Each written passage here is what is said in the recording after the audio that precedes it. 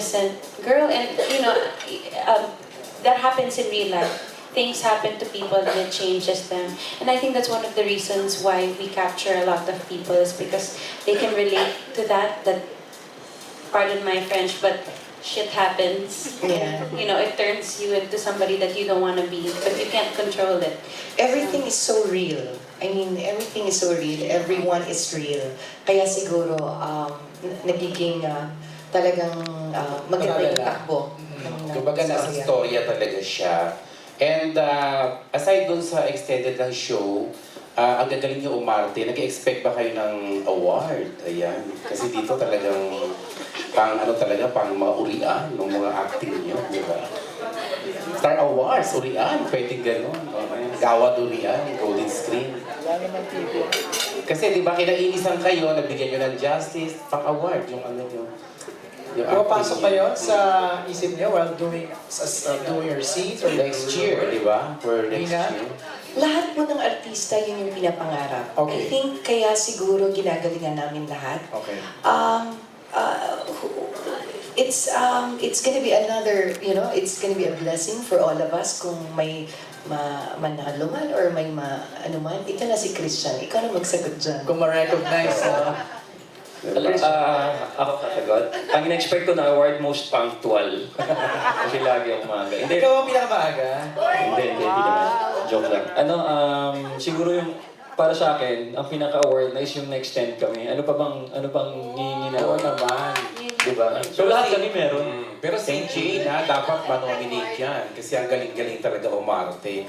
Tapos, sa akin naman, kay Christian, congrats kasi since nung supportahan ka days mo, hanggang ngayon, staying power mo, nandiyan ka pa rin. Maraming salamat po. Congrats. Salamat po. Sana tatagal pa. Thank you, Peter. Last two questions na tayo, Aaron. Yes, Andre. Segundahan ko lang yun, no? According to Tito Nestor Torre of The Philippine Daily Inquirer, muling napansin ang galing ni Christian Vasquez sa pag-arte dahil sa kanyang plum role sa seryeng ito. Yan, okay? Last two questions will have Tita Mercy Leharde. Yes, the innocent girl. Magandang hapon po sa inyong lahat.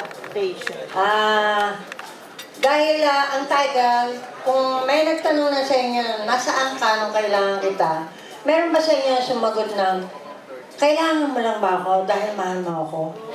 O, kailangan mo ako dahil sa pera ko?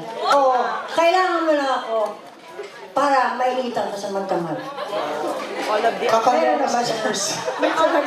Oh, naka-ready na script. All of the above.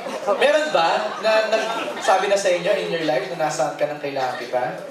Oo, Wala pa tapos- si Denise. Tapos may sumagot, share niya na gano'n. Ikaw, V, may nagsabi na ba sa iyo, no? Nasaan ka ng kailangan kita? O ikaw ang nagsabi nun? Ay, ikaw ang nagsabi. Ikaw, Christian. Ayan, yung sinagot niya ba yung, kailangan mo lang ba ako dahil mahal mo ako? O kailangan mo lang Saan pelikula ba ito? Saan pelikula ba ito? Ano ba yun? Eh, paano na-connect, no? Oo, tama. Okay naman, The Mercy. Pero parang sa pelikula yun, di ba? Pelikula mo yata. Milan. Meron ba? Pero mas gusto ko yung kailangan ako kasi sa mahal ako. Kasi pag sa pera, parang wala eh. Wala. Naniningil lang utang siguro meron. Yan lang po. Gusto mo mas kailangan ka sa pera. Ganun. Hindi ako sa pagmamahal ko kasi wala akong pera eh. Konti lang. Pero marami mo sa inyo yung nag-dialogue na kailangan mo lang ba ako dahil kailangan mo ng init sa magdamag. Wow! Ayokong tanungin ng mga teens kasi malamang wala naman nagsabi sa tatlo na lang. akin. Minsan po nangyayari talaga yan sa buhay. Yung mga galon-galon, init. Yan. Nangyayari talaga. Baka totohanan naman si Christian. Nung bata-bata pa ako, Oh, kailangan din hanggang ngayon, ano? wala na ako ngayon. Uy! Si Vina, ikaw. Seryoso, sagutin mo ba yun? Ikaw, Denise. Patol. Off na lang daw, offline. Offline, no? Okay na lang nila to. Ano, The Mercy, okay ka na ba doon? Ano nga, parang ano rin niya, yung may saying na a friend in need is a friend indeed. Parang ganun din sa asawa, di ba? Yun. A wife in need or a husband in need is a husband indeed ba? Ewan ko Ay, kung may husband.